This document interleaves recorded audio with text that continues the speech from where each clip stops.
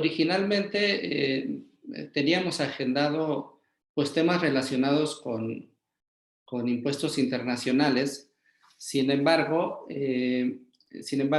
dado que recientemente se acaba de publicar un comunicado por parte de la Secretaría de Hacienda y Crédito Público y por parte del SAT, pues nos pareció muy relevante contemplarlo como un primer tema, ¿no? Entonces, como primer punto abordaremos de tasas efectivas de ISR de grandes contribuyentes. Como un segundo punto sería regalías por licencias y software. Tercero, gastos de publicidad y asistencia técnica, siguiendo con establecimiento permanente y finalmente convenio multilateral, ¿no? Entonces, ya iniciando, empezaremos con el de tasas efectivas de ISR de grandes contribuyentes.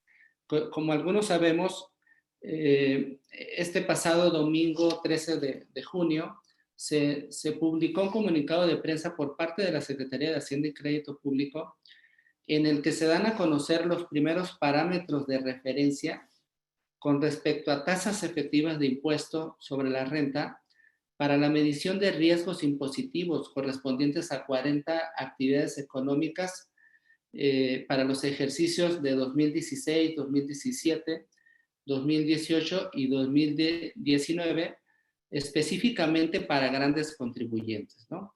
Este comunicado, las autoridades fiscales lo sustentan en una reforma que fue para el ejercicio 2021.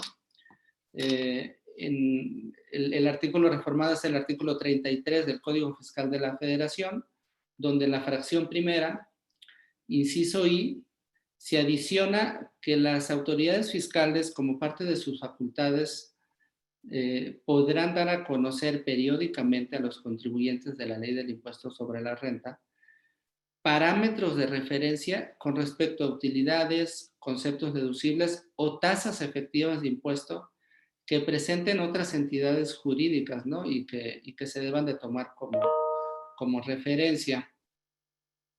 En el comunicado se establece que las autoridades fiscales toman como referencia o como fuente de información para dicho comunicado las declaraciones anuales, dictámenes fiscales, lo que es la DICIF, las declaraciones informativas, CFDIs, pedimentos, todos estos emitidos por otros contribuyentes, ¿no?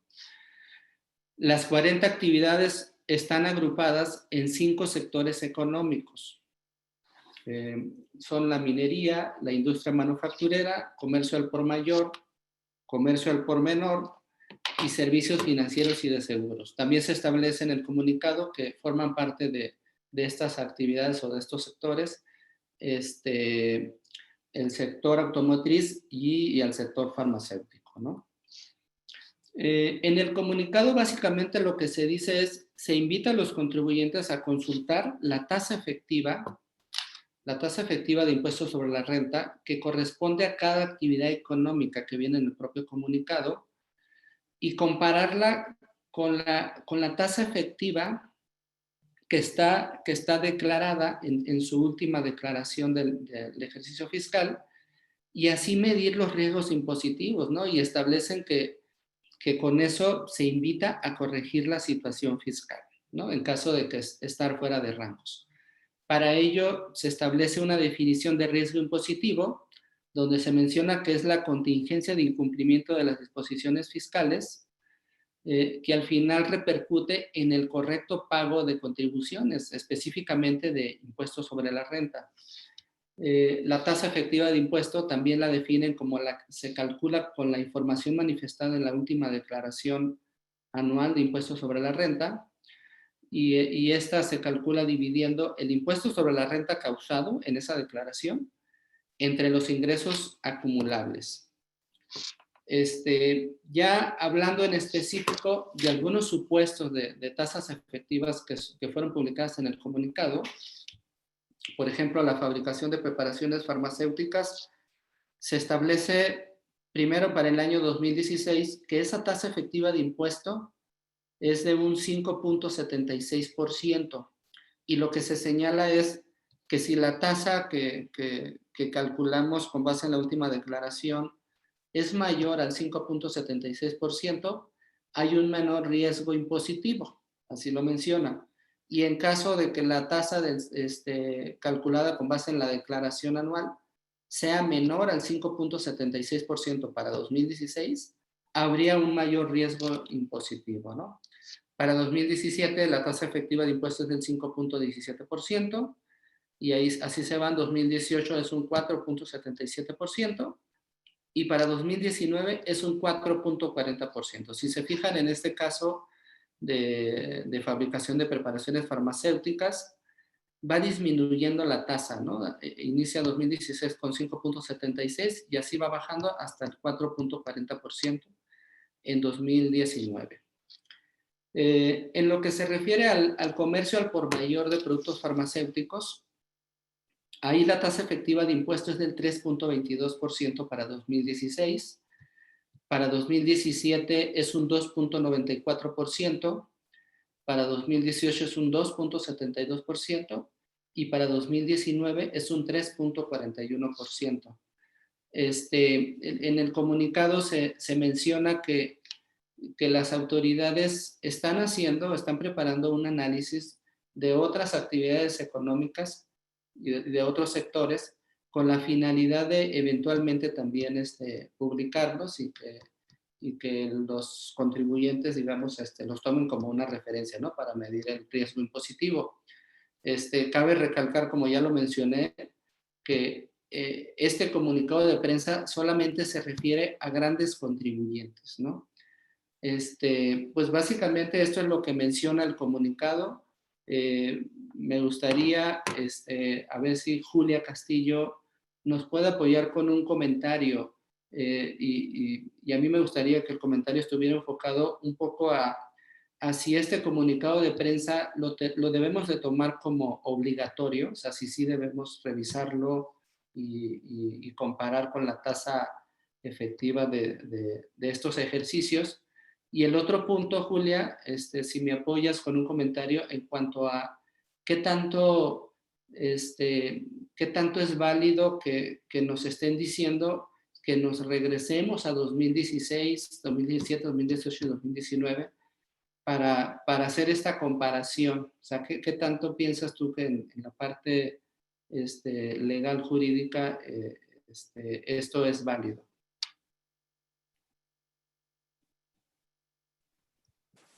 Claro, Felipe, con todo gusto.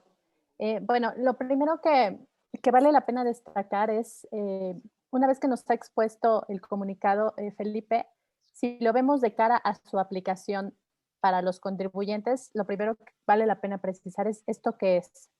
Y lo primero que les diría es que corresponde a las facultades de gestión de la autoridad en contraposición con las facultades de fiscalización. Recuerden ustedes que en los últimos años la autoridad fiscal le ha dado fuerza a un conjunto de facultades y acciones previas a empezar facultades de comprobación o auditoría con los contribuyentes. Tienen la justificación de ser un programa preventivo y voluntario de cumplimiento de obligaciones, pero ciertamente en la práctica se ha traducido en acciones un poco más agresivas que en un sentido muy técnico pueden incluso tocar la línea del terrorismo fiscal, ¿no? Y es algo que es plenamente claro. Entonces, en ese sentido, esta facultad que se incorpora al artículo 33, como lo explicó Felipe, forma parte de lo que la Suprema Corte y los tribunales han reconocido como las facultades de gestión, que son los actos que puede realizar la autoridad previos a fiscalizar al contribuyente para llegarse de información y encaminar el cumplimiento de las obligaciones fiscales. Ahora, dicho eso, si esa es su naturaleza, entonces, ¿cómo se podría llegar a aplicar en la práctica para los contribuyentes? Me parece que justamente son estos elementos que tienen como propósito, eh, teóricamente hablando, buscar el cumplimiento voluntario de las obligaciones y incrementar, por supuesto, la recaudación. Pero segundo elemento también es la posibilidad de que la autoridad pueda utilizar esta información para fundamentar los actos de fiscalización y el día de mañana los créditos fiscales que emita. Dicho en otras palabras, Por una parte, la autoridad utiliza estos indicadores para dar el siguiente paso, que es invitar a los contribuyentes a revisar voluntariamente sus obligaciones e identificar que tienen una tasa inferior y se genera un menor riesgo o un mayor riesgo, y por ende justificar y comparecer ante la autoridad de manera voluntaria para justificarlo. Y el día de mañana también servir de sustento como una motivación e incluso hasta una presunción podría pretender sostener la autoridad para determinar que el contribuyente es el que tiene que explicar, justificar y soportar por qué tiene una tasa efectiva de impuestos distinta en el sector al que pertenece. Entonces, como ustedes podrán ver, se resume en una herramienta adicional para, eh, digamos, forzar el cumplimiento voluntario y, por otro lado, para liquidar créditos fiscales con elementos que el contribuyente va a tener que demostrar por qué está llegando esa tasa efectiva y los elementos de su caso concreto y, como ustedes saben, poderlo demostrar con documentos. En el tema de la aplicación de años previos, explicaba ya Felipe que todo esto se da a conocer incluso para ejercicios previos, 16, 17, 18 y 19. Y esta facultad de la autoridad entró en vigor apenas este año, 2021. Entonces, nos parece que puede ser altamente cuestionable que se pretenda hacer esa aplicación retroactiva comunicando a los contribuyentes esta información de menor y mayor riesgo en años previos a la entrada en vigor de esta facultad de la autoridad de gestión de dar a conocer esta información. Me parece que legalmente sería cuestionable y por ende violatorio del principio de retroactividad. Gracias, Felipe. Gracias, Julia. Sí, digamos que tomando tu comentario, Julia, esta como que esta nueva modalidad de este comunicado se ve como una evolución de lo que son las cartas de invitación, ¿no? Que en los últimos años han estado enviando las autoridades fiscales a los contribuyentes para decirles, oye, yo veo aquí estas irregularidades y entonces revisa revisa y aclárame, ¿no? Eso es lo que quieren y en su caso corrígete, eso para evitar, digamos, abrir facultades de comprobación. Entonces, esto también parece como lo mismo, pero ya un poco más avanzado porque ya nos están hablando de tasas efectivas de impuesto y lo único que pues sí están hablando ahorita de como que de un sector específico de contribuyentes que son los grandes contribuyentes, ¿no? Pero pues seguramente primero van a abrir más tasas efectivas de más sectores y toco madera, pero pues eventualmente después a todo tipo de contribuyentes les van a mandar el comunicado. Coincido contigo, sin duda refleja la expresión del perfeccionamiento de las facultades, hablando desde aquellas viejas cartas de invitación que prácticamente traían una liquidación que fueron claramente ilegales, hasta las nuevas tendencias donde te proyectan las cifras y la información que obra el poder de la autoridad para buscar una autocorrección o una corrección voluntaria. Creo que vale la pena finalmente, Felipe, si te parece bien, distinguir este tema en comparación con la determinación presuntiva, ¿no? Que son herramientas que la autoridad ya tenía en su poder. Si ustedes lo piensan, existe ya en los procedimientos y la legislación fiscal la posibilidad de que la autoridad establezca determinaciones presuntivas. Em, Esta nueva figura que estamos analizando en este momento no se confunde con aquella que es la de determinaciones presuntivas, básicamente por dos razones.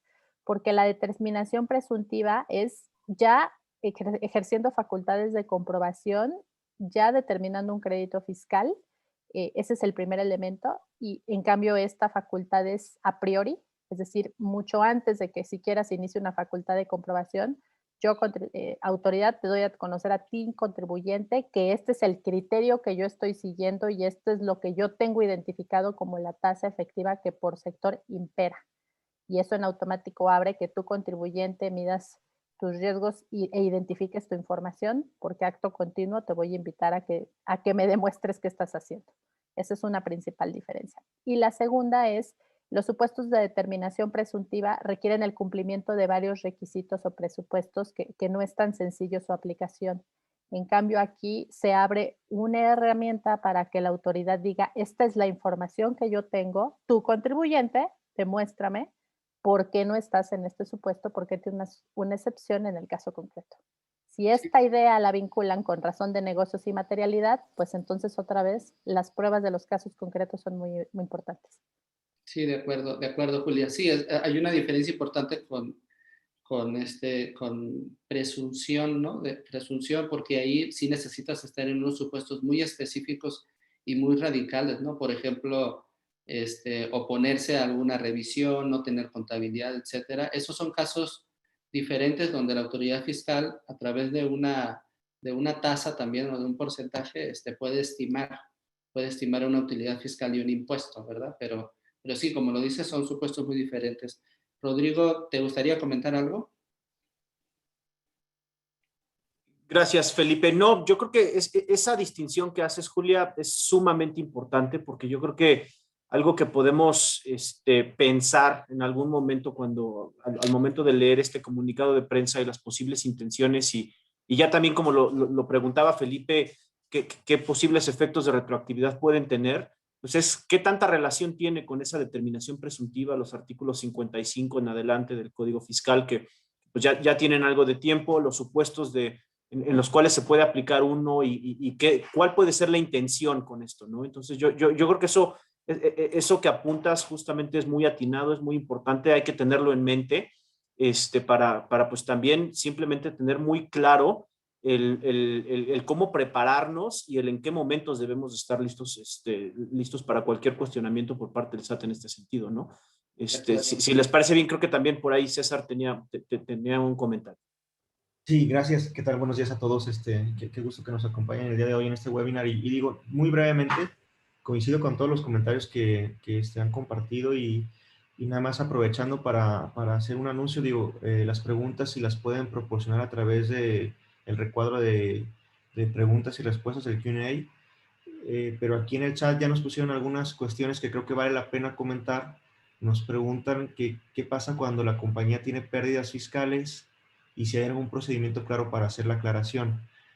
Como lo han compartido hasta ahorita, esto es simplemente un comunicado, es un estándar que la autoridad puede utilizar, pero no es obligatorio. Entonces, si una compañía tiene pérdidas fiscales y por esa razón no pagó el impuesto de la renta bajo estas tasas efectivas, pues tendrá la justificación de una inversión extraordinaria que le llevó a obtener esa pérdida. Entonces, eso es totalmente válido y no afectaría en lo más mínimo. Y un procedimiento de aclaración, como también ya comentaban, no existe nada porque esto va a ser utilizado al momento de que la autoridad envíe una carta de invitación, inicie alguna revisión, una auditoría, ya sea revisión de gabinete o directamente en las instalaciones del contribuyente. Entonces creo que es algo que simplemente hay que sumarle a todos los procedimientos que hoy en día hacen las compañías para evitar los riesgos, ¿no? Compulsas de CFDIs contra ingresos, retenciones manifestadas en CFDI contra declaraciones, y ahora también tendremos que agregarle esta comparativa de la tasa efectiva con relación al impuesto que efectivamente se esté determinando en cada uno de los ejercicios, ¿no? Digo, ahorita lo tenemos histórico, pero creo que también nos sirve para tener un parámetro hacia el futuro. Correcto, César. Sí, a mí me parece bien el comentario que haces y aprovechándolo, César, creo que es importante esta parte, ¿no?, que se menciona. Yo creo que sí vale la pena revisar esas tasas de todos esos ejercicios. Sin embargo, en caso de que salgan menores esas tasas o más altas, pues sí, a lo mejor sí conviene también verificar si hay alguna cuestión extraordinaria que pudiera llevarte, digamos, a que el resultado fiscal no necesariamente te lleve a ese impuesto, ¿no? Por ejemplo, bajas de activos fijos, cuentas incobrables. Hay muchos supuestos que pueden darse durante estos ejercicios y que te puedan llevar a una tasa impositiva distinta y lo que vale la pena a lo mejor es como ya tenerlo como revisado, como se dice, planchado, para que eventualmente si nos llegaran a preguntar, pues tener por ahí respuestas, ¿no? Y con eso, Felipe, creo que si se puede nada más, como que lo que dices es pensando a lo mejor en situaciones extraordinarias, pero puede haber muchas situaciones también más ordinarias, ¿no? No tan extraordinarias, que nos lleven a una situación económica, financiera, fiscal, muy diferente a esas tasas efectivas. Entonces tenemos que tener mucho cuidado estar preparados y lo realmente preocupante es si la postura pues, en algún momento pretende hacer a un lado la situación económica, financiera y fiscal real de cualquier negocio en el país, ¿no? Entonces, así como lo decía Julia, los supuestos del 55 se basan con situaciones más, déjame decirlo así, como que extremas, ¿no? A falta de contabilidad, a falta de proporcionar la información solicitada, etcétera, etcétera. O sea, aquí está mucho más abierto. Entonces, creo que simplemente nos obliga a estar más preparados todavía con la información que soporte nuestra situación fiscal real, si es que es diferente a esos parámetros publicados, ¿no? De acuerdísimo. Sí, y yo finalmente agregaría que ya si lo quisiéramos ver, estoy futureando porque esto es muy nuevo, pero si el día de mañana esto tuviera que llegar a tribunales, sin duda sería ilegal e inconstitucional utilizar como único elemento este tema de indicadores y tasas efectivas para desconocer la situación particular del contribuyente. Solamente es uno de varios elementos, por eso no es lo único, pero sí hay que poner cuidado en la revisión, como comentaban mis socios.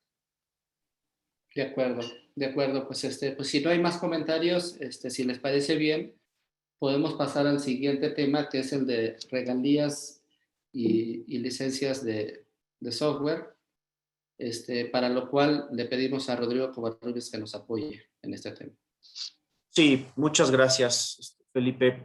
Como lo mencionaba Felipe en el antecedente y como estaba contemplado el webinar originalmente, pues era un enfoque específicamente a ciertos puntos que en la experiencia y en la situación fiscal a nivel global y el cómo se involucra a México, pues consideramos muy relevantes, ¿no? Y con cierta complejidad o ciertos temas un poco controversiales, ¿no? El primero justamente es en el tiempo hay una discusión muy compleja acerca de la definición general de lo que debe de considerarse una regalía y cómo se debe de aterrizar eso para el caso de software.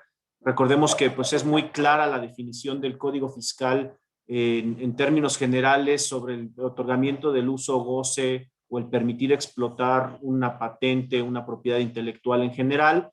En el caso de productos tangibles, muchas veces es muy sencillo el poder identificar cuando hay una distribución, cuando hay una explotación de algo intangible detrás de ese producto intangible. Pero cuando estamos hablando de software, que pues ya hoy en día con la digitalización y los avances tecnológicos, pues abarcan ya muchísimo más, pues hace muy complejo el identificar cuándo realmente se está otorgando un derecho sobre una propiedad intelectual.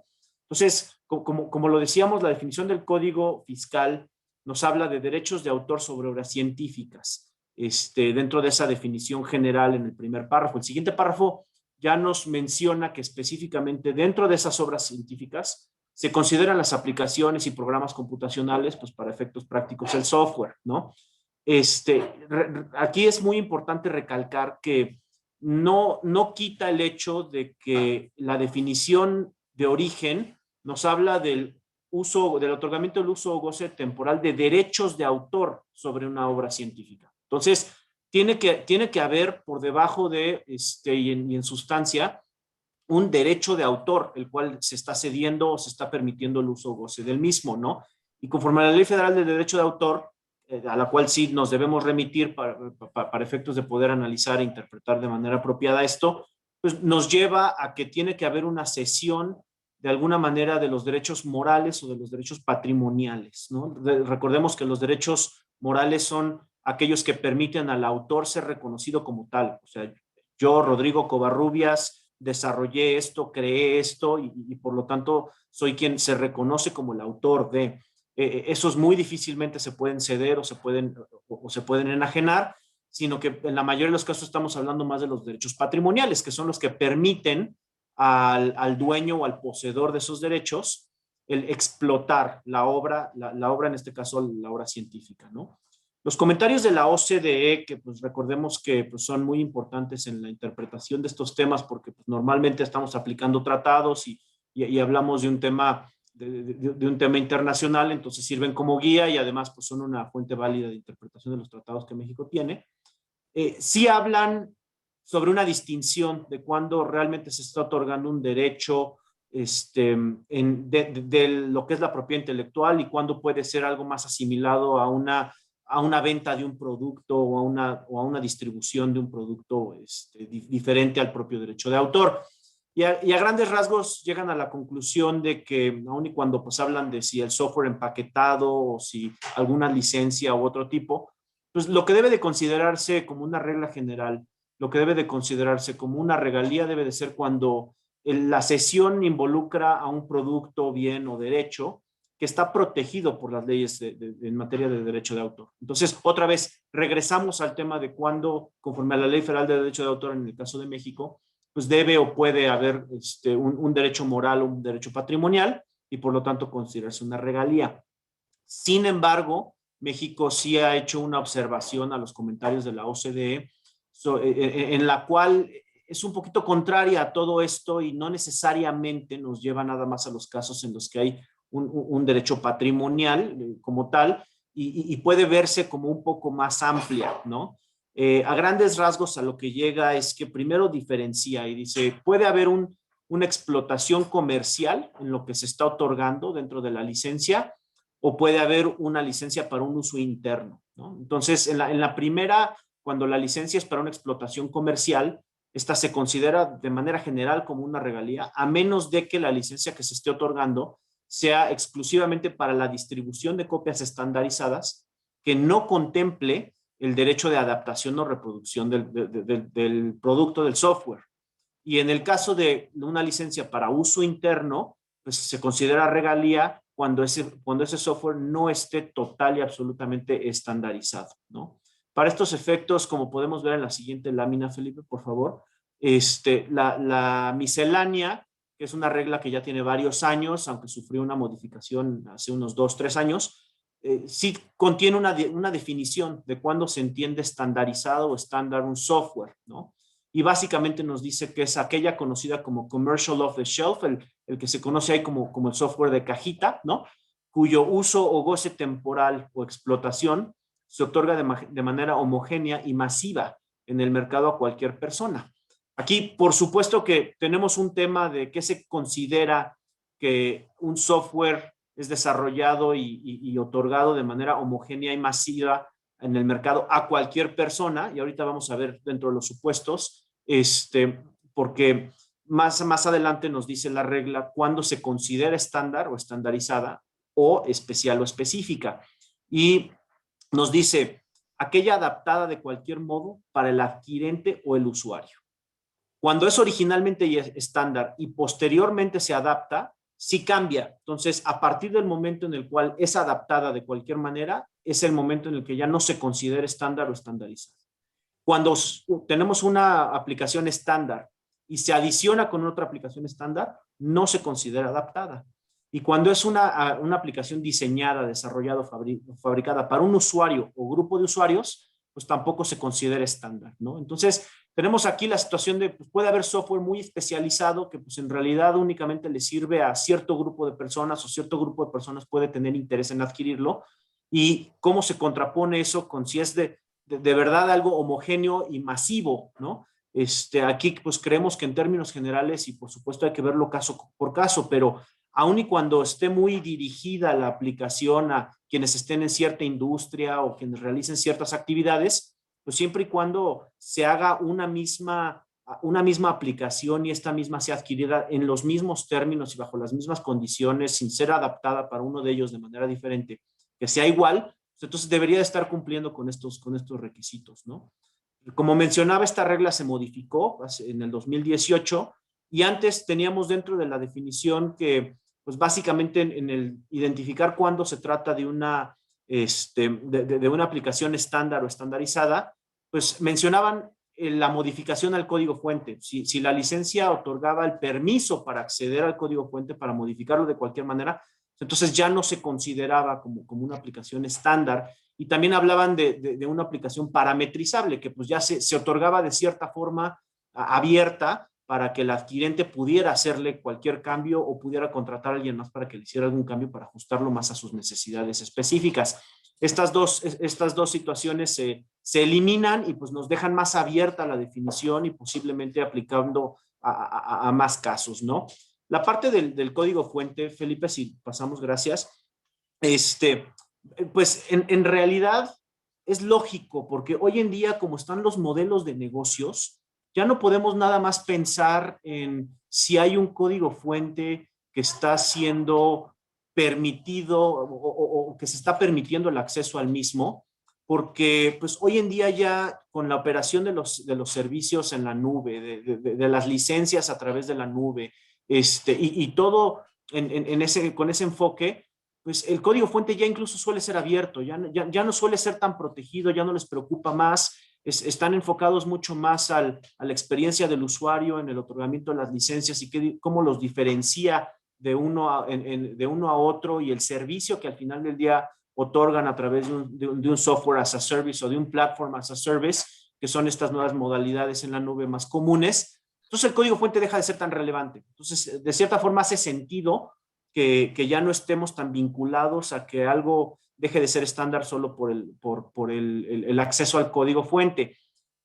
Pero pues sí nos lleva entonces a pensar qué tipo de modificaciones realmente son las que deben de considerarse, que nos llevan a un software que ya no es estándar o estandarizado, y podríamos llegar al absurdo, porque la regla no lo menciona ni lo aclara, a que si se cambia el color de una persona a otra, entonces sí, eso ya fue adaptado o modificado para las necesidades o los gustos de ese adquirente.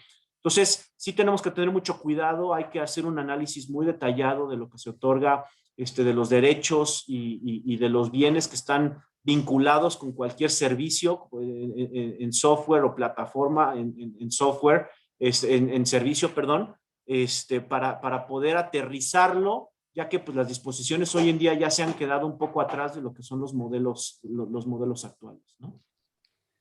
Perfecto, Rodrigo. Oye, Rodrigo, a reserva de que Julia y César tengan algún comentario, yo nada más tendría a lo mejor una pregunta para ti, y es si esta regla miscelánea que ahorita comentabas, si la ves que de alguna manera da un beneficio o perjudica o no es tan clara, o sea, ¿cómo la sientes tú? Yo creo que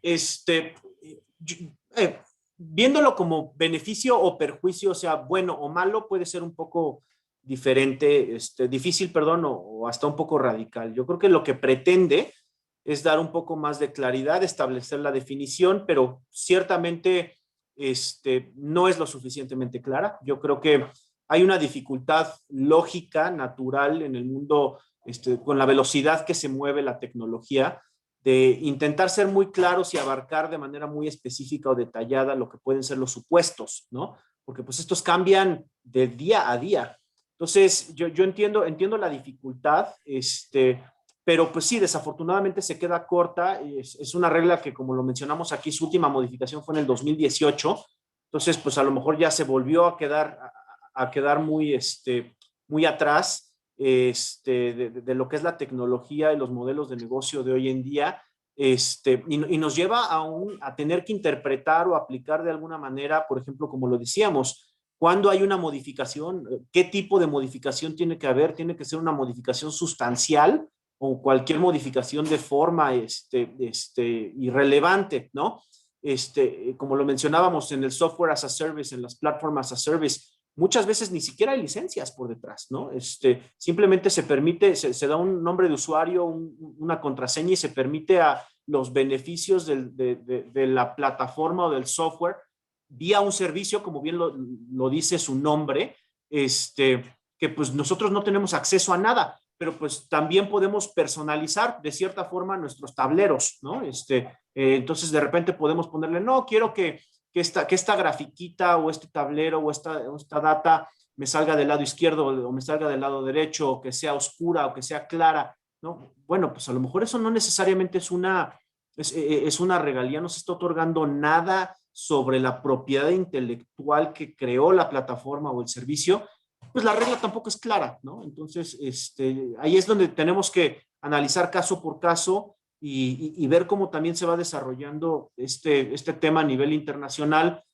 Yo creo personalmente que con toda la digitalización de la economía y las discusiones que ha habido en la OCDE, más de esa economía digital y el tema de el establecimiento permanente digital, y que si precios de transferencia y que el cómo atribuir entre los diferentes países, han dejado este tema a un lado, ¿no? Porque pues también se puede terminar arreglando de cierta forma, no vía una retención, sino vía una solución muy diferente y mucho más cohesiva con todos los demás temas de la industria. De acuerdo.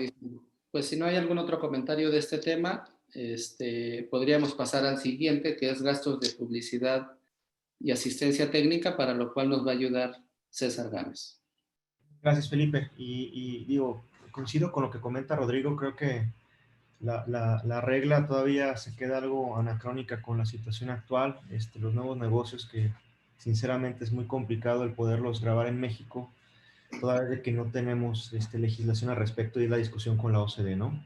Pero bueno, entrando en materia en gastos de publicidad, comentarles a grosso modo, cuando una compañía en México incurre en este tipo de erogaciones, obviamente que la intención es el incremento de sus ventas. Esto lo comento como un preámbulo para lo que vamos a ver más adelante, porque hay un detalle en algunos litigios y algunos precedentes que Julia nos va a compartir, en donde creo que sí toma mucha relevancia esta situación o el origen del por qué las compañías pretenden hacer estas erogaciones, ¿no?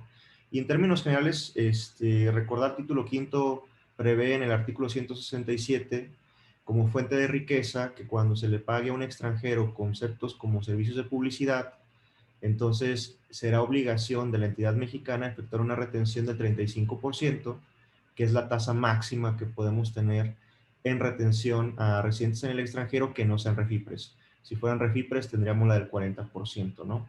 Entonces, al ser una tasa tan alta, resulta muy relevante el confirmar la existencia de un tratado para evitar la doble tributación, que tradicionalmente nos llevaría a que no es necesario efectuar esta retención, puesto que el artículo séptimo del modelo convenio, que es el que utiliza México para la mayoría de sus tratados, prevé a través de beneficios empresariales que el gravamen solamente se lleve a cabo en el país de residencia y no en el país de la fuente, como sería el caso de México. Perdón, ¿sí me escuchan? Sí. Ok. Yo sí, César, perfecto. Perfecto. Y bueno, entonces, aquí, ¿qué es lo que nos hemos encontrado cuando nos toca con los clientes asesorar sobre este tipo de erogaciones? Que posiblemente por una interpretación diferente se asume que el hecho de que no exista una retención por la aplicación del tratado no es necesario emitir un CFDI informativo como lo establece la fracción tercera del artículo 76, lo cual desafortunadamente es una posición errónea, toda vez que esa fracción que comento establece que cuando haya fuente de riqueza hay que realizar la emisión del CFDI informativo. Efectivamente, hay fuente de riqueza por disposición de ley, aunque vamos a evitar la retención por tratado. Entonces, la obligación informativa de este CFDI sí procede y hay que hacerlo, porque también hay que recordar que dentro de los requisitos del artículo 27 se establece que estos CFDIs informativos son parte de ellos para soportar la deducción, al margen del comprobante fiscal que nos entrega el extranjero, cumpliendo con la regla miscelánea que está prevista para que ese comprobante sea válido en México. Y como ya adelantaba, aquí la situación que en la práctica ha sido el dolor de cabeza de los contribuyentes en procesos de fiscalización es que la autoridad ha tomado desde hace algunos años la postura restrictiva de que cuando una compañía incurre en erogaciones por concepto de publicidad y promoción y adicionalmente también cuentan con las erogaciones por pago de regalías por el uso de una marca comercial, la autoridad pretende desvincular la deducción o determinar que es improcedente la deducción de gastos de publicidad o promoción, porque está estableciendo que si ya pagaste regalías por el uso de una marca y además estás haciendo publicidad que aparentemente le incrementaría el valor a la marca, pues entonces es una deducción que no debería de proceder porque no es la entidad mexicana propietaria de esa marca, ¿no? Pero eso a grosso modo nada más para hacer un preámbulo de lo que Julia nos puede detallar más respecto de estas controversias que se han tenido con las autoridades fiscales. De acuerdo, César, muchas gracias.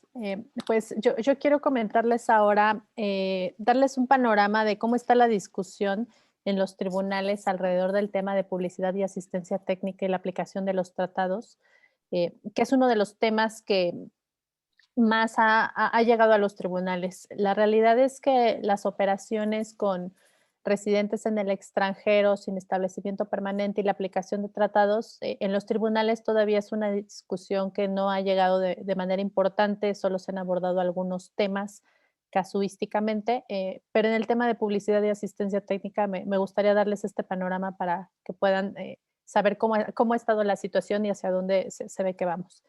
Y lo primero con lo que empezaríamos es diciendo que la mayoría de las resoluciones que en los últimos años se han emitido por los tribunales en relación con créditos fiscales que consideran que no era aplicable el tratado, van en el sentido de confirmar esta postura del SAT y considerar que en efecto la publicidad y la asistencia técnica no les pueden hacer aplicados los beneficios de considerarse un beneficio empresarial. Eso es lo primero que quisiéramos transmitirles con este punto de vista contencioso y de medios de defensa.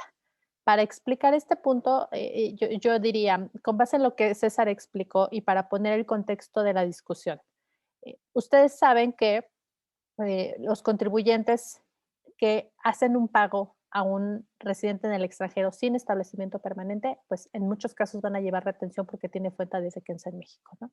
Y eso es si aplicáramos la ley del impuesto sobre la renta y el título quinto. Pero si quisiéramos aplicar el tratado o los convenios para evitar la doble tributación, entonces podría llegar a considerarse que no hay una retención si se considera que es un beneficio empresarial. Entonces, como ustedes verán, ahí es donde está la diferencia fundamental entre aplicar la ley o aplicar el tratado. Pero para poder aplicar el tratado, la pregunta del millón es qué podemos considerar que es un beneficio empresarial y qué no, porque el tratado no define lo que es un beneficio empresarial y la ley interna o la legislación doméstica, léase la ley del impuesto sobre la renta, no habla de beneficios empresariales, habla de actividades empresariales.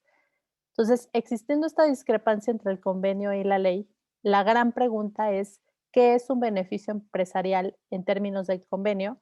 Y si para ello puedo aplicar el código fiscal o de dónde saco la definición para poder entonces concluir si la publicidad y la asistencia técnica son un beneficio empresarial. Porque a diferencia de las regalías que platicábamos en el apartado previo, las regalías sí están expresamente previstas en una regulación de un artículo específico en los convenios para evitar la doble tributación, a diferencia de intereses y otros supuestos, y aquí no. Entonces, estando así la discusión, la gran pregunta es si prevalece la definición de actividades empresariales del código en términos del artículo 16. Recuerden ustedes que en el caso de pagos a un extranjero sin establecimiento permanente, ¿no? Y por conceptos de publicidad y asistencia técnica, en el título quinto claramente se hace referencia a que las actividades empresariales son las que están establecidas en el artículo 16 del Código Fiscal, pero se excluyen, entre otros, justamente estos supuestos de publicidad y asistencia técnica. Entonces, esa es una primera línea de separación. La ley del impuesto sobre la renta dijo las actividades empresariales en términos generales son las del artículo 16, pero no consideremos dentro de ese supuesto la publicidad y la asistencia técnica cuando se trata de pagos a un residente en el extranjero que tiene fuente de riqueza en México. Ahora, si vemos la discusión de cara al tratado, el tratado simplemente dice que se debe de considerar beneficio empresarial, bueno, más bien, señala como beneficio empresarial las rentas de manera amplia, beneficio empresarial, todas las rentas, y no dice cuál es la definición. Pero si regresamos al propio tratado, en la aplicación de sus conceptos, hay un supuesto en el que dice que cuando no esté expresamente definido en el convenio, se puede atribuir el significado conforme a la legislación doméstica, que en este caso sería la ley del impuesto sobre la renta, a menos que de su contexto se infiera una interpretación diferente. Y esa es la pregunta. ¿Se infiere una interpretación diferente del propio convenio para el caso de la asistencia técnica y los gastos de publicidad o no? O bien tenemos que aplicar la definición del código, porque en el código fiscal sí está definida expresamente la asistencia técnica. Entonces, siendo todo esto así y siendo este el contexto de la discusión, si pasamos a la siguiente lámina, por favor, lo que los tribunales han sostenido es que la asistencia técnica no es un beneficio empresarial en términos del convenio para evitar la doble tributación. Este ejemplo que les pongo habla particularmente del convenio con el Reino de los Países Bajos, pero esta misma discusión se ha explicado en relación con el convenio en Estados Unidos y otros convenios, y la discusión o la argumentación sigue siendo la misma, por eso solo pongo este ejemplo. Entonces, los tribunales lo que han dicho es, la asistencia técnica no es un beneficio empresarial en términos del artículo 7 del convenio para evitar la doble tributación, y si no es un beneficio empresarial, entonces no le puedes aplicar el beneficio del tratado, que es la no retención. Te tienes que quedar con lo que dice la ley del impuesto sobre la renta, que para la asistencia técnica es una retención del 35%, como habíamos platicado. ¿Cuál es el argumento que utiliza el tribunal para considerar que la asistencia técnica no encuadra en el beneficio empresarial? Básicamente es que utiliza la definición del Código Fiscal, porque en el Código Fiscal la definición de asistencia técnica sí hace referencia a que es una prestación de servicios personales independientes, como se ve en el último bullet.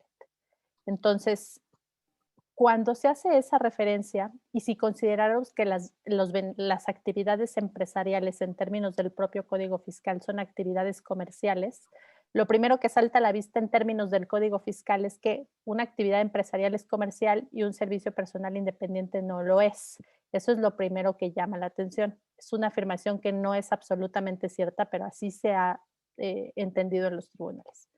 Entonces, estando así las cosas, como en el convenio no se define lo que es un beneficio empresarial y sí se establece como reglas de interpretación de los convenios, que los conceptos no definidos expresamente se puede acudir a la legislación del país. Entonces, la autoridad fiscal lo que sostiene es, bueno, pues la asistencia técnica, para definir si es un beneficio empresarial, puedo acudir a la definición de la ley del impuesto sobre la renta, que expresamente reconoce que puede utilizar la definición de actividades empresariales, que son actividades comerciales, y dentro de esas actividades comerciales no está incluida la asistencia técnica. Y esto se refuerza con el hecho de que hay un artículo en la propia ley del impuesto sobre la renta que para efectos de los pagos que reciban residentes en el extranjero también reconoce que en ese concepto de actividad empresarial no están incluidas ese tipo de asistencia técnica que se paga un extranjero. Esa es la línea de argumentación que ha seguido la autoridad y el tribunal ha sido coincidente con esa línea de argumentación para concluir que en efecto así se debe de leer. ¿Dónde está el error? Que debemos de considerar o atender a los comentarios respecto de los convenios para evitar la doble tributación. Recuerden ustedes que los comentarios, que todos los convenios están basados en un modelo, ¿no? Que es el modelo convenio para evitar la doble tributación. Y ese modelo a su vez está, digamos, desarrollado con varios comentarios que se van describiendo. Entonces, en los comentarios claramente se ha reconocido que la asistencia técnica sí forma parte de los conceptos que deben incluirse como beneficios empresariales, pero los tribunales no están tomando en consideración esta parte y al contrario, lo que dicen es los comentarios sí son una fuente de interpretación de los convenios, es cierto, la miscelánea ha reconocido que los comentarios a los convenios son una fuente de interpretación, pero son una fuente de interpretación cuando el propio convenio no diga nada.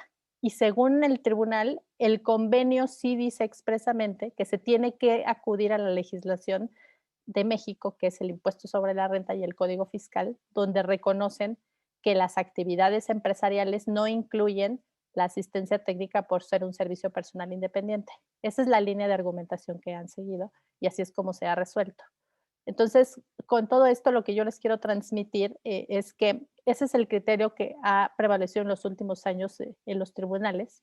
Estoy citando la sentencia del Tribunal de Justicia Administrativa, pero también hay resoluciones de tribunales colegiados que van en ese camino, ¿no?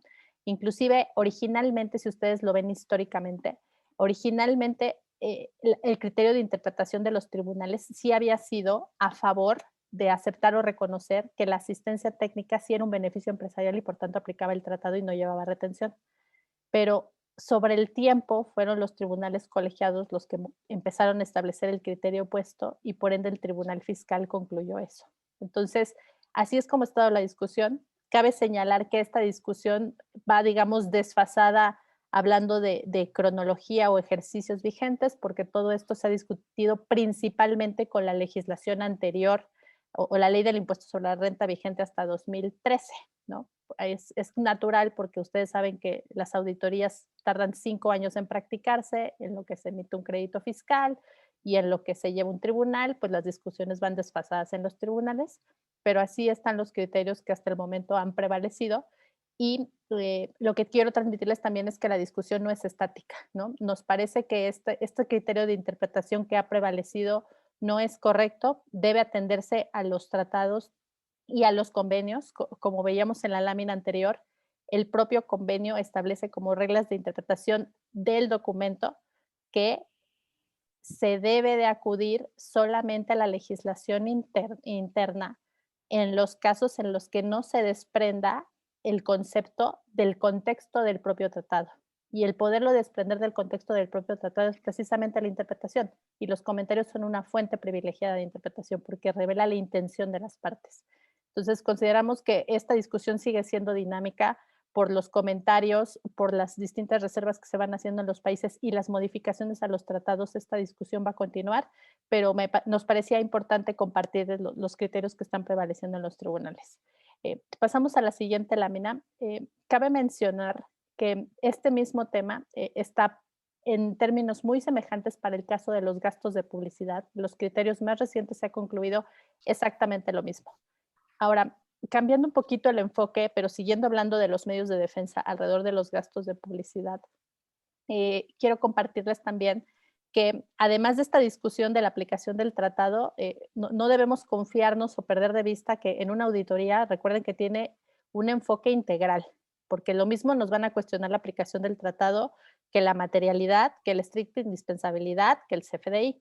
Entonces, no pierdan de vista que algunos de los elementos que adicionalmente se están discutiendo en las auditorías y han llegado a las tribunales es el tema justamente de 3 grandes puntos. 1, poder demostrar la necesidad de los gastos de publicidad para el desarrollo de las actividades y va muy de la mano con el tema de la materialidad. Hoy por hoy, las auditorías no lo llevan de esa manera, con ese impacto de la materialidad, o dirigido ex profeso a demostrar la materialidad, pero sí lo han utilizado como una herramienta más que suma a decir, este gasto no es indispensable porque no demuestras la necesidad para el desarrollo de tu actividad y las pruebas con base en las cuales aportas no lo demuestran. Eso de decir las pruebas no lo demuestran es parte de la materialidad.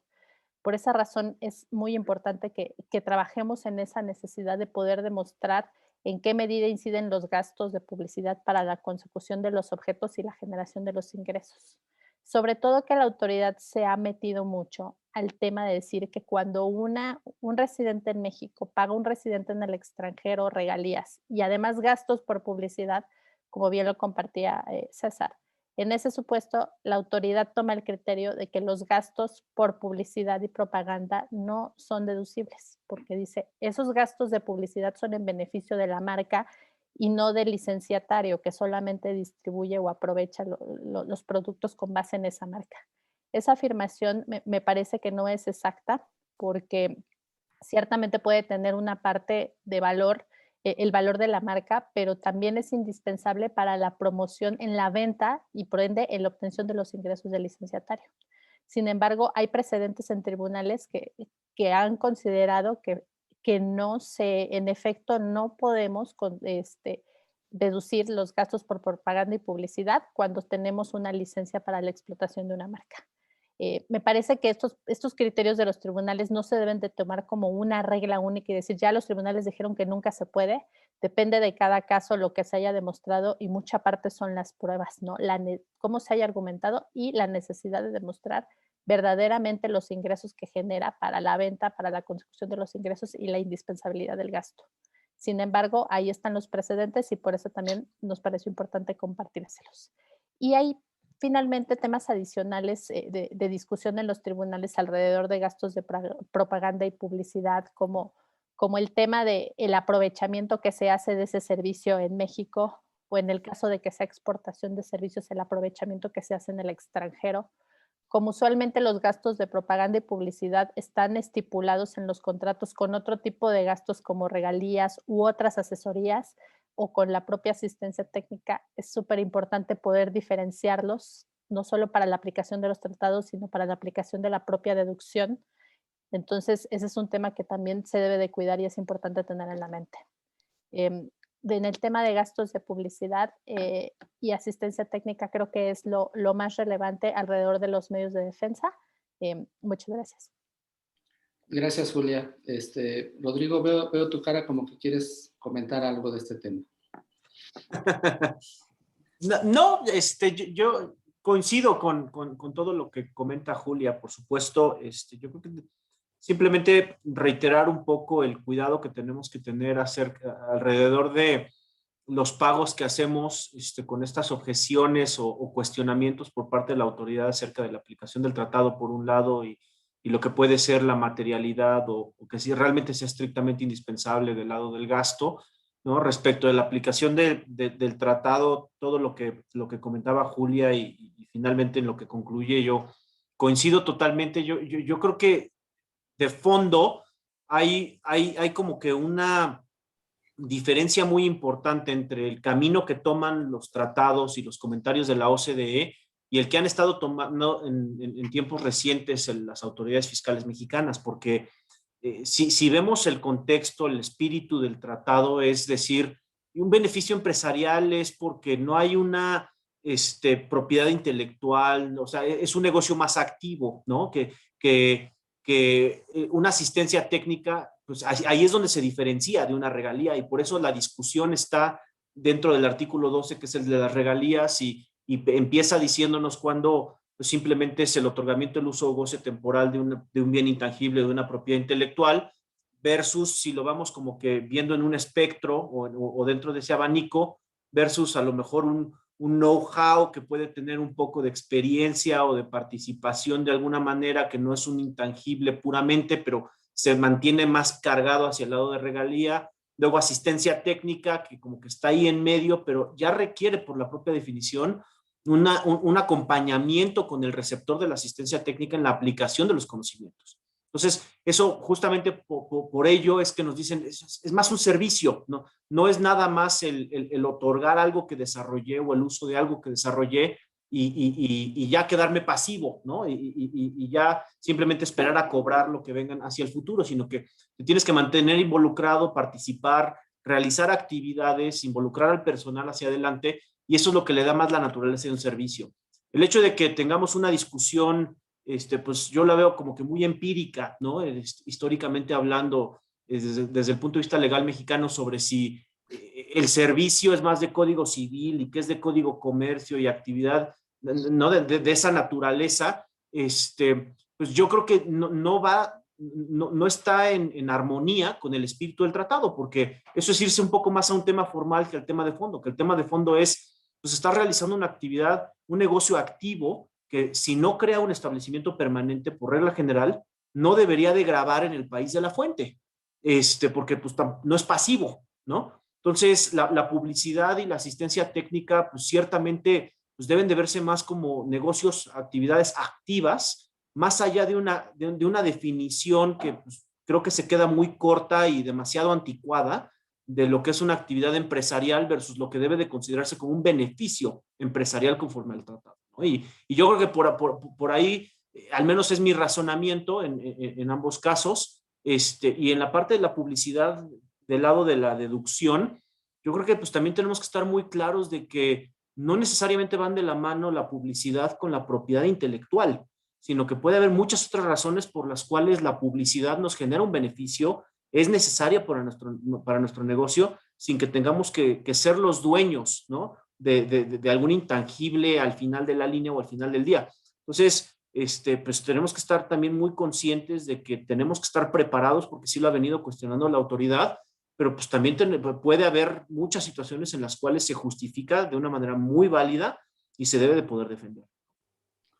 Claro, y el punto de ver si es este beneficio empresarial o no, creo que también es relevante tomar en cuenta que si le damos más importancia a la ley local, entonces creo que estaríamos omitiendo esa regla que es de jerarquía de leyes y en cuanto a que los comentarios al convenio modelo de la OCDE pues tienen su peso, ¿no? Tienen su peso específico y así como los tratados deberían estar por encima de lo que dice la ley, ¿no? Entonces, sería omitirlo, entonces sería todo ponerlo en la ley y entonces te regresa a la ley, ¿no? Entonces, yo creo que ese es un punto muy, muy importante aquí también.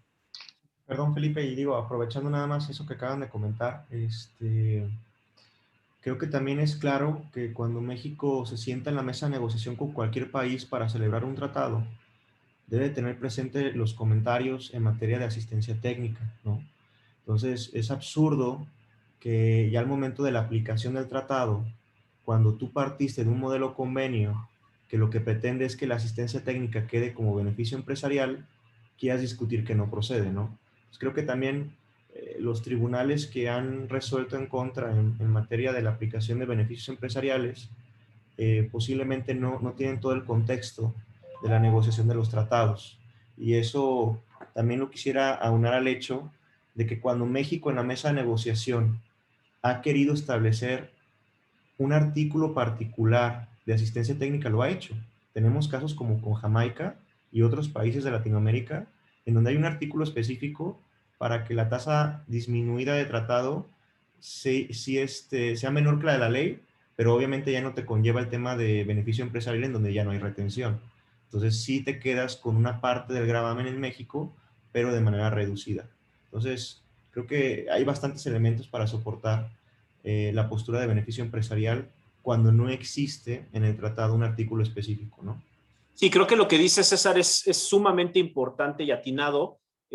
Nada más para agregar varios países con los que tenemos tratados en Sudamérica, más que nada, incluso dicen de manera expresa, la asistencia técnica se considera regalía, los servicios técnicos o hasta consultoría se considera regalía. Entonces, creo que justamente como tú bien lo dices, al momento de negociar un tratado, pues ya se tomó en cuenta y esos fueron los términos a los que llegaron en la negociación, ¿no? Y aun y cuando en el propio tratado a lo mejor no hubiera algo de manera expresa, si hay un cambio de opinión o de postura por parte de los gobiernos, también hay mecanismos, ¿no? En esa parte del derecho internacional que lo permiten dejar claro, ¿no? A través de las observaciones o las reservas la parte de la formalidad o requisitos que se tengan que seguir, pero así es como también dan a conocer, porque el otro país tiene que estar al tanto del cambio de postura, ¿no? Entonces, yo creo que sí, es importantísimo lo que dices, por un lado la negociación y lo que se pactó, y por otro, pues los mecanismos que existen para eso, para evitar que, pues de manera unilateral, los países simplemente digan algo diferente, ¿no? De acuerdo. De acuerdo. Como verán, esta discusión es amplia, vasta, por eso quisimos profundizar en ella y yo solamente quiero agregar, espero no seguir abonando la discusión porque tenemos muchos temas, pero justamente esto que comentan mis socios César y Rodrigo son uno de los elementos que utiliza la autoridad en contra, ¿no? En el caso de los convenios Países Bajos y Estados Unidos, por ejemplo, para decir, oye, como no está expresamente estipulado, cuando se ha querido incluir expresamente, así se ha hecho, y eso refleja claramente si ese es el sentido de ese tratado en específico, ¿no? Entonces, es una discusión vasta y amplia, pero ciertamente nos parece que existen elementos de defensa muy importantes para poder sostener que en efecto sí es un beneficio empresarial. De acuerdo, Julia, muchas gracias. Si no hay otro comentario, pasaremos al siguiente, que es establecimiento permanente. Y por ahí a ver si nos ayudas, Rodrigo, por favor. Sí, muchas gracias, Felipe. Si podemos ir a la siguiente lámina, por favor. Voy a intentar irme relativamente rápido, como dice Julia, el tiempo ya empieza a premiar un poco, ¿no? Pero eso sucede cuando nos apasionamos un poco sobre los temas, ¿no? Recordemos que el establecimiento permanente es una figura que ya tiene mucho tiempo, es una figura que está muy claramente definida a nivel internacional. México sigue esa definición general que se establece a nivel de la OCDE, la ha seguido prácticamente desde su inicio. Y en el 2020 sufrió algo de cambios que justamente fueron por cambios que, derivado de toda la discusión de BEPS en la OCDE, pues se ajustaron en la definición del convenio modelo. ¿Okay?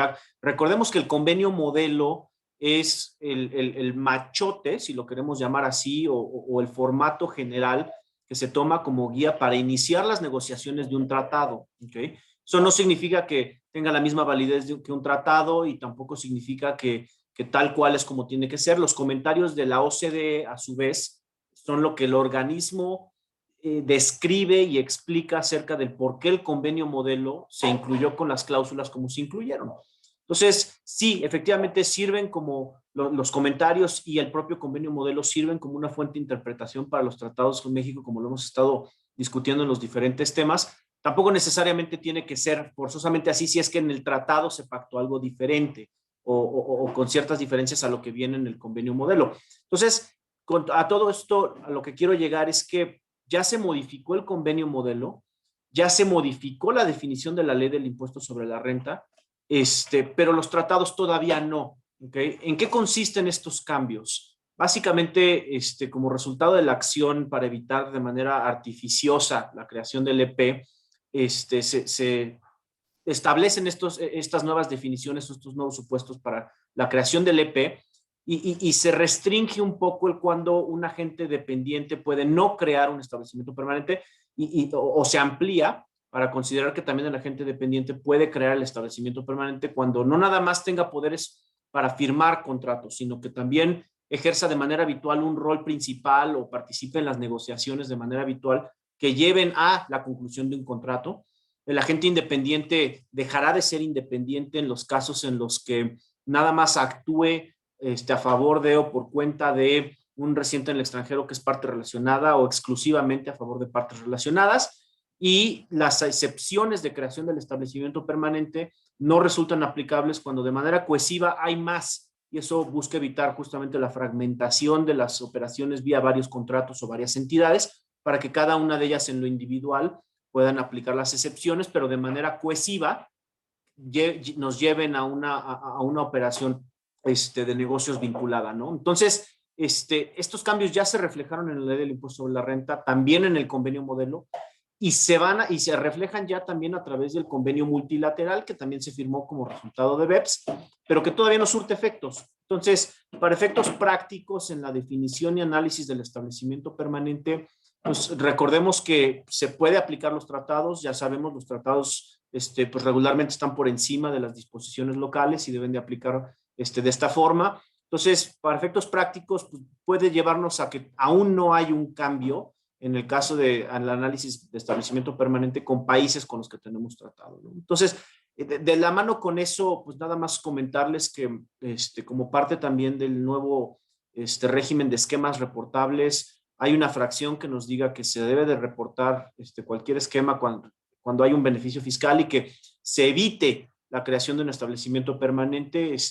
Ha dado mucho de qué hablar y desafortunadamente sigue siendo un tema muy ambiguo el qué significa evitar el establecimiento permanente. Esto nos debe de llevar a que estemos activamente y de manera deliberada haciendo algo para evitar crear el establecimiento permanente o simplemente ajustando nuestra operación para estar acorde a las disposiciones y decir, oye, pues entonces si el realizar más actividades en México o de esta forma me lleva a crear un establecimiento permanente, pues tengo la opción y debo tener la opción de no hacerlas de esa forma para no crear un establecimiento permanente. Eso no necesariamente es algo malo. Entonces vamos a tener que evaluar el cuando caemos en una situación de evitar la creación del establecimiento permanente, cuando estamos en una situación simplemente de aplicar las disposiciones a la situación real, económica, transaccional y de operación de una empresa en México, y si eso nos lleva a un establecimiento permanente o no, y cuando a lo mejor queremos ser muy conservadores y decir, no tengo nada que esconder y pues mejor presento, ¿no? El esquema reportable. También recordemos que a partir de este año se reformó el 26 del Código Fiscal para incluir un supuesto adicional de responsabilidad solidaria, que es cuando exista control entre una sociedad mexicana y una extranjera que tenga el establecimiento permanente, y de esta forma la sociedad mexicana pues ya también puede ser responsable solidaria respecto a los impuestos que se causen por el residente del extranjero al crear el establecimiento permanente. Entonces, pudiéramos pensar que la definición nos lleva a cualquier parte relacionada. En principio creemos que no es así, que tiene que haber control de una sobre la otra, y no en un caso, digamos, general de cualquier parte relacionada, ¿no? Y por último, y de la mano con este tema de la responsabilidad solidaria, Si nosotros buscamos precedentes, tesis sobre el tema de establecimiento permanente, vamos a encontrar muy poco. El enfoque del SAT, desafortunadamente, no ha sido el entrarle al análisis de todas las situaciones de si crean o no establecimiento permanente, sino que pues yo le llamo como que sale por la tangente, ¿no? Y busca más bien el analizar si hay una afectación o un requisito de fondo o de forma que se está dejando de cumplir del lado de una contraparte en México, porque pues le resulta mucho más sencillo el fiscalizar a través de la contraparte en México que entrar a un mecanismo internacional de fiscalización, ¿no? Entonces, esto justamente va de la mano con el agregar la responsabilidad solidaria a las partes relacionadas. Creo que claramente muestra que su intención es seguir en una línea de una facilidad más en la fiscalización de los establecimientos permanentes que el entrarle a realmente decir, oye, tú creas un establecimiento permanente y ven y tú págame los impuestos, sino busca dentro de su propia red un poco más lo que le resulta más sencillo, ¿no? Yo creo que hasta ahí son los temas que consideramos más relevantes sobre el tema. Muchas gracias, Felipe.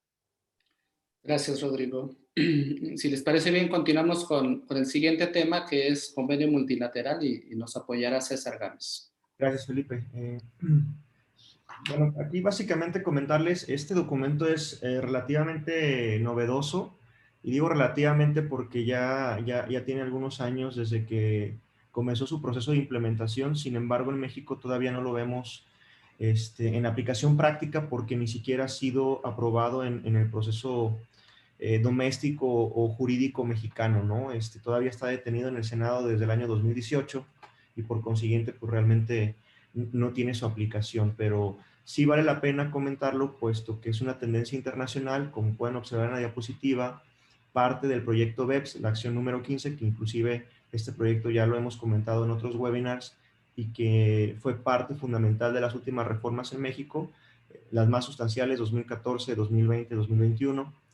Y bueno, este documento lo que pretende es ser un tratado, como dice su nombre, multilateral, que modifique de manera automática todos los tratados que México haya celebrado en el pasado, con la intención de incorporar lo que ha resultado de las acciones 2, 6, 7 y 14 del proyecto BEPS, ¿no? Y que ahorita comentaré muy brevemente, ¿no? Entonces ya refería, pues está todavía detenido en el Senado, pese a que México desde el año 2017 lo firmó. Sin embargo, el hecho de que se haya firmado no conlleva su aplicación o su entrada en vigor, sino hasta que se agote el proceso legislativo, que fundamentalmente es la aprobación del Senado y la publicación en el Diario Oficial de la Federación. Aquí este instrumento multilateral recoge un concepto novedoso que es el concepto de tratado cubierto. ¿A qué se refiere esto? Básicamente es cuando cada país, y en el caso particular de México, hacen un listado de cuáles tratados que México haya celebrado en lo particular con otro país, quiere considerar afectos a los cambios que deriven de este instrumento multilateral. Eso se considera un tratado cubierto. México, para efectos prácticos, puso sobre la mesa y consideró tratados cubiertos 61 de los 64 que actualmente tiene celebrados, incluyendo el tratado con Estados Unidos. Y aquí resulta relevante resaltar el caso de Estados Unidos, porque Estados Unidos ha sido un gran ausente de todo lo que es el proyecto BEPS, principalmente por el gobierno anterior al actual, ¿no? Entonces, parece ser que también ya con la apertura del actual presidente Biden, es factible que Estados Unidos poco a poco comience a involucrarse más con esta tendencia BEPS, recordando que Estados Unidos es también miembro de la OCDE. Si continuamos con la siguiente, por favor. Y aquí lo que queremos transmitirles, y como saben, y como lo hemos hecho en otros webinars, el material va a estar a su plena disposición en nuestra página de internet, es permitirles un mecanismo a seguir en la interpretación y aplicación de los tratados. ¿Por qué? Porque el instrumento multilateral, una vez que entre en vigor, que como comentaba, todavía no lo está, cuando entre en vigor va a incorporar dentro del procedimiento que ya conocemos un elemento adicional. Entonces aquí les dejamos en resumen que cualquier pago a un residente en el extranjero debe de conllevar como paso número 1 el análisis de las disposiciones del título quinto, posteriormente identificar si existe un tratado con el país en donde esté ese contribuyente extranjero, donde sea residente, aplicar los beneficios del tratado cumpliendo los requisitos, confirmar si ese tratado, por el hecho de que puede ser un tratado de hace algunos años que haya celebrado México, posiblemente en el trayecto haya sufrido modificaciones a través de lo que se conoce como los protocolos, ¿no? O sea, hay que confirmar si existe un protocolo modificatorio, e inclusive en la página de internet del SAT ya hay versiones compilatorias que obviamente pues el SAT las llama de cortesía porque no quiere comprometer el hecho de que el texto esté correctamente estructurado. Por consiguiente, lo recomendable es tomar el texto original, el protocolo modificatorio y en su conjunto verificar cuál es el texto vigente de ese tratado. Adicionalmente, tendremos que incorporar el análisis del instrumento multilateral que, como ya comentaba, recoge situaciones previstas en las acciones 2, que es el tema antihíbridos, acción 6, reglas antiabuso, el 7 que ya comentaba Rodrigo del establecimiento permanente, y el 14 que realmente México no lo ha querido tocar porque son la mejora en mecanismos de resolución de controversias. Y a todo esto, pues lo que ya hemos estado platicando, los comentarios al modelo convenio de la OCDE, cualquier documento que en el proceso de aprobación de los tratados haya servido para su texto definitivo, también es parte de los elementos interpretativos que debemos de considerar. Si procedemos a la siguiente.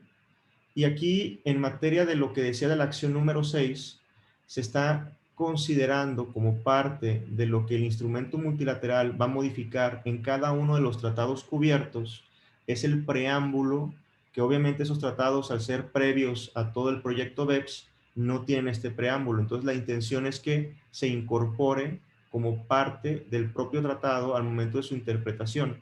Esto que ven en pantalla es lo que se conoce como el Principal Purpose Test, o el análisis del objetivo principal al momento de que cualquier contribuyente quiera aplicar las disposiciones previstas y los beneficios de un tratado. De forma muy breve, comentarles, y pueden observar en pantalla lo que estamos subrayando y dejando en un color de negritas. La parte medular de este preámbulo es que las autoridades fiscales, al momento de verificar la aplicación de un tratado, ellos pueden hacer un análisis de que si el propósito principal de la aplicación del tratado fue un beneficio fiscal, te deshabiliten el beneficio del tratado. Entonces, este preámbulo obviamente conlleva una preocupación porque está muy vinculado con lo que también hemos visto en otras situaciones, como el concepto de materialidad, razón de negocios y demás, y en donde este preámbulo pues trata de evitar ese abuso en virtud de que podemos crear estructuras u operaciones cuyo origen fue realmente obtener un beneficio previsto en los tratados. Si continuamos con la siguiente, por favor. Y por eso es que dejamos estas preguntas a manera de una retórica que tendríamos que hacernos al momento de que quisiéramos entender más cuál sería la aplicación práctica de esta regla Principal Purpose Test en cuanto a si es una disposición discrecional, o sea, en pocas palabras, si las autoridades fiscales pueden utilizarla a manera de cuando lo vean conveniente o es obligatoria, si tiene un enfoque objetivo o subjetivo. Técnicamente, si vemos el texto, tiene tintes muy subjetivos, principalmente con un enfoque de la posición de nuestras autoridades fiscales en México. Si esto modifica el estándar de la carga de la prueba entre la autoridad y el contribuyente, porque aparentemente estaría conllevando que el contribuyente cuente con esos expedientes de defensa en cuanto a que no fue su propósito principal el realizar una operación, una estructura, un beneficio fiscal. Como lo hemos platicado también en otros webinars, esto nos parece muy similar a lo que en México tenemos en el artículo 5A. Y si realmente puede existir el abuso, aun cuando la transacción o el acuerdo no es artificial, porque yo puedo haber realizado una operación con todos los elementos de materialidad, pero si en el fondo realmente mi objetivo era un beneficio fiscal, es muy factible que esta prueba del propósito principal pueda ser utilizada por las autoridades y deshabilitarme el beneficio de los tratados. Básicamente estas preguntas eran parte medular de lo que queremos compartir con ustedes. No sé si alguno de mis socios quieran comentar algo al respecto. No sé, Rodrigo, Julia, si vean conveniente ahondar un poquito más en el enfoque de lo que acabo de comentar. Sí, muchas gracias. A lo mejor, perdón, si brinco, Julia, creo que puede ser más, más beneficioso si te dejamos a ti los últimos comentarios ya englobando, ¿no? Por el tema legal. Yo coincido con las preguntas, digamos, retóricas o no, pero yo creo que son reales, ¿no? Yo creo que deja muchas dudas. Desafortunadamente, creo que pues estas reglas o estas limitantes a la aplicación del tratado ciertamente son subjetivas. Yo creo que en esa pregunta, pues definitivamente yo me inclino más porque es un tema subjetivo y una conclusión que se llegaría por un análisis subjetivo. Creo que nacen de la OCDE, nacen de países que tienen un enfoque muy diferente a los temas fiscales y a la relación autoridad-contribuyente, ¿no? Lo hemos visto en todos los casos y los precedentes que existen en países europeos o donde puede ser a lo mejor Estados Unidos, Canadá, Australia, que tienen una manera de analizar desde las propias autoridades o el legislador al momento de hacer las disposiciones, luego las autoridades al momento de aplicarlas y finalmente en las cortes y tribunales al momento de analizarlas y tomar una decisión, ¿no? Son incluso en los tribunales, son jueces muy especializados en la materia, con un conocimiento técnico muy específico, ¿no? Entonces, a mí la verdad sí me preocupa un poco el adoptar estas reglas de una naturaleza tan subjetiva, aun y cuando su origen o su nacimiento pueda tener unas bases muy diferentes, pues desafortunadamente en México esa no necesariamente es nuestra realidad, ¿no? Entonces, el dejar estos elementos o estas guías, requisitos tan subjetivos, yo creo que puede ser un poquito preocupante y eventualmente pues va a ser muy difícil el poder ver aquí. Por eso justamente quería yo brincar primero antes de darle a Julia la palabra, porque creo que ella es la que más nos podrá decir el cómo se puede visualizar este tema en una discusión ya muy legal, ¿no? Y respecto a tu última pregunta, César, pues también creo que ciertamente esto se separa mucho de lo que podemos pensar en la materialidad de una operación o que realmente exista. No le importa a la disposición si la transacción por la cual se está aplicando un beneficio tratado realmente existe o no. Le importa el por qué se lleva a cabo la transacción y cuál fue el propósito, ¿no? Entonces, sí, yo creo que definitivamente va a afectar a transacciones que puedan tener toda la realidad y materialidad del mundo si no podemos demostrar que tenemos razones muy diferentes a solamente el aplicar el tratado o llegar al beneficio fiscal derivado de la aplicación del tratado. Sí, ciertamente es un tema amplio. Para poner un contexto, yo diría, o sea, este tema que estamos platicando ahorita forma parte de una discusión amplia que es reglas antiabuso, ¿no? De manera general, tanto en el derecho internacional como en el derecho nacional. Las reglas antiabuso hay diversas figuras que se reconocen en las distintas leyes, en la doctrina jurídica y en la aplicación del día a día. Y van desde las figuras más, digamos, evidentes o frontalmente ilegales, como la simulación, que es totalmente un acto artificial aparentando que existe, hasta las figuras que tienen elementos muy casuísticos y muy ajenos y lejanos a nuestro derecho, como justamente esta regla de PPT o atendiendo al propósito principal, porque atienden a la intencionalidad y la forma de demostrar la intencionalidad es justamente en el caso por caso la razonabilidad de acuerdo con la información y el hecho particular que sucedió y todas las circunstancias del caso. Entonces, en medio también hay una gama amplia, está fondo sobre forma, está fraude a la ley, está razón de negocios, que recientemente, como ustedes saben, se adoptó en la legislación a partir del 2020. Entonces, estando todas estas figuras, algunas figuras como atender al propósito principal, son figuras del derecho comparado que están muy relacionadas con los sistemas jurídicos que analizan todas las cosas en el caso por caso. Pero esa forma de analizar y de regular no corresponde a nuestro derecho. Entonces, el importar esa figura y llevarla a nuestro derecho no es una tarea sencilla por esa razón, porque atiende 100% a la intencionalidad de las partes y ese es un juicio de valor de las autoridades y en su momento de los órganos jurisdiccionales, o sea, los tribunales. Eh, un juicio de valor de caso por caso de acuerdo con las circunstancias, los hechos que sucedieron, las pruebas que se aportaron y la razonabilidad de un acto, si puede existir un propósito o no intencional. Esa es la dificultad que ciertamente va a tener en la práctica esa aplicación. Sin embargo, vamos para allá. Esa es la realidad. Hacia allá vamos caminando.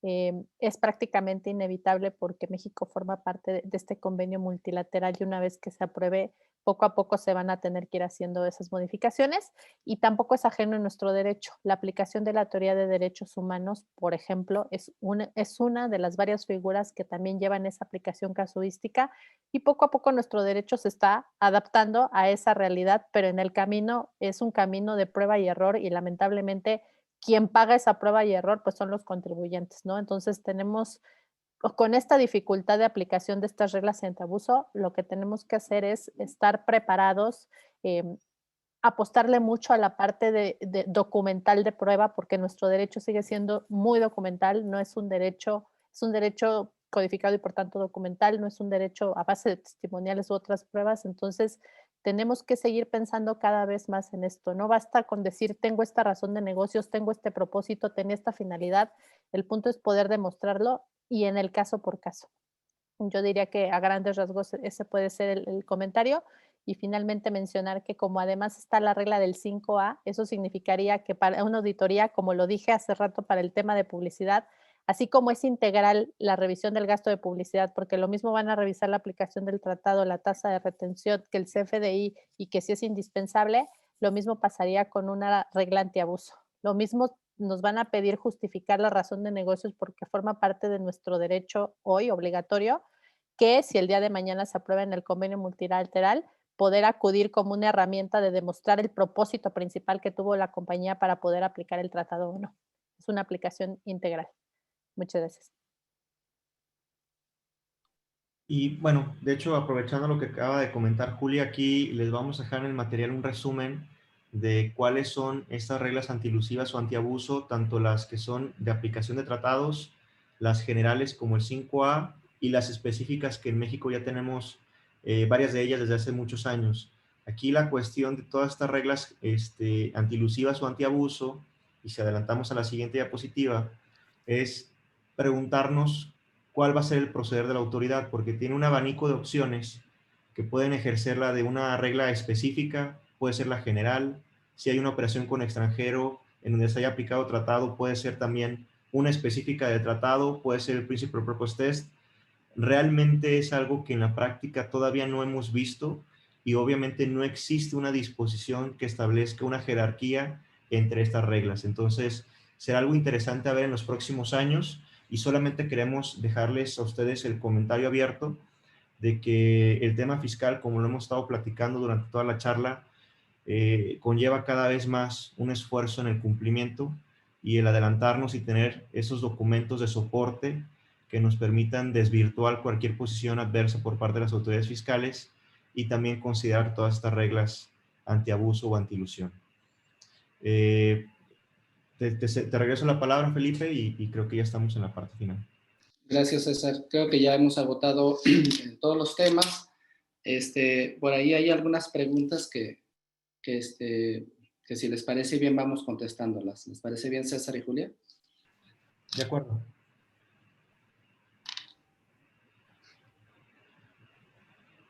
Adelante. Bueno, igual les comento aquí, tenemos una pregunta, nos señalan en adquisición de productos de procedencia hindú o china, el tema de precios de transferencia en cuanto a cómo procede la autoridad al momento de validar el precio, si el mismo es correcto o no. Creo que esta pregunta, cuando estamos hablando de bienes tangibles, pues si es una transacción con partes relacionadas, pues obviamente está toda la parte de precios de transferencia y habrá comparables para efectos de que la autoridad pueda determinar si es correcto o no el precio acordado. Si es con partes independientes, pues técnicamente lo que las partes quieran utilizar es totalmente válido, independientemente de la procedencia del producto, ¿no? Después tenemos otra pregunta en cuanto a la inversión en una licencia adquirida por una holding para uso propio y de sus subsidiarias, si esto pudiera carecer de materialidad, si no genera una contraprestación por el subarrendamiento de la misma.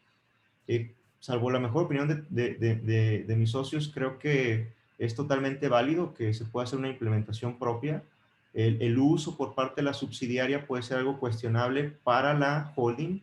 En el caso de México, pues hay una deducción, en lo cual veo difícil que la autoridad quiera discutir que no se tomó la deducción de alguna operación, si acaso pudiera ser un tema de la retención, pero si no hay contraprestación, ningún cobro, pues creo que es muy complicado, ¿no?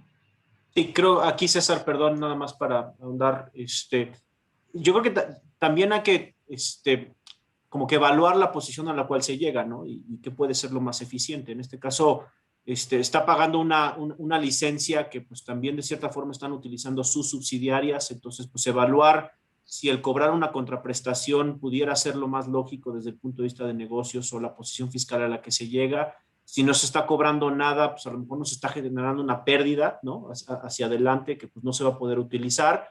¿Qué posición tenemos en las subsidiarias? O si la deducción misma pudiera ser cuestionada en la medida en la que no está vinculada con una obtención de un ingreso, ¿no? Yo creo que ahí son los elementos que va a haber que poner sobre la balanza. Totalmente de acuerdo. Y creo que, como bien dices, es algo que hay que analizarlo también desde la óptica de negocio de grupo, ¿no? La siguiente pregunta que nos hacen es si la asistencia técnica es un servicio personal independiente, entonces si la realiza una persona física o una persona moral, si la persona moral debería de retener el ICR y el IVA a la persona física conforme a la legislación mexicana. Aquí entendería que la pregunta me da la impresión que está más enfocada a la legislación mexicana, y si es un servicio profesional, pues obviamente procederían las dos retenciones, tanto de IVA como de ICR, ¿no? Si fuera con un extranjero, y esa asistencia técnica, entonces ahí recordar si existe retención por título quinto, que es del 25%, y si se aplica tratado, como ya lo comentamos, es habitual que eso entre dentro de beneficio empresarial y no haya retención.